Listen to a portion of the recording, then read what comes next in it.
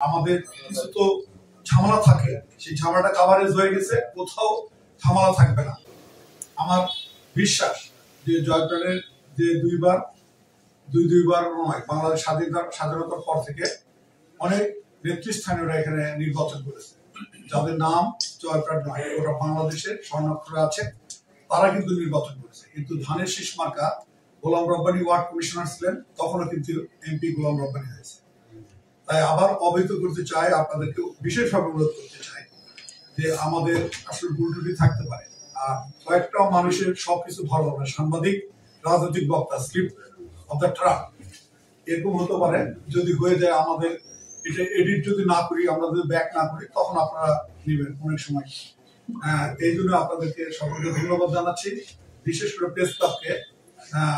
আমার সঙ্গে সাংবাদিকরা কমপক্ষে 10-15 জনের সঙ্গে প্রত্যেকদিনই কথা হয়, মর্নিং ওয়াকে হয়, রাতের বেলা হয়, সবসময় হয়। আপনাকে উদারত আহ্বান জানাবো, নির্বাচন পর্যন্ত আমাদের যেন জয়প্রাণের যে অবস্থা, যদি আপনারা বিশ্বাস করবেন না, জয়প্রাণের দুইজন এত গুরুত্বপূর্ণ দায়িত্বে চলে যাবেন, যদি আপনারা হেল্প করেন, দুইজন মানুষ আছে, আমি আগে বলে আমি ছোট করতে চাই না, দুইজন এমন পর্যায়ে চলে যাবে যেটা জয়প্রাণের একটা ইতিহাস সৃষ্টি হবে। সেটা যদি সাংবাদিকরা আপনাদের স্যার বললেন যে আমেরিকার প্রেসিডেন্ট কথা বলে, ট্রাম্পের কথা, আপনাদের সহযোগিতা পেলে বিএনপি এখানে ভালো করবে। আমাদের কিছু তো ঝামেলা থাকে, সেই ঝামেলাটা কাভারেজ হয়ে গেছে, কোথাও ঝামেলা থাকবে না।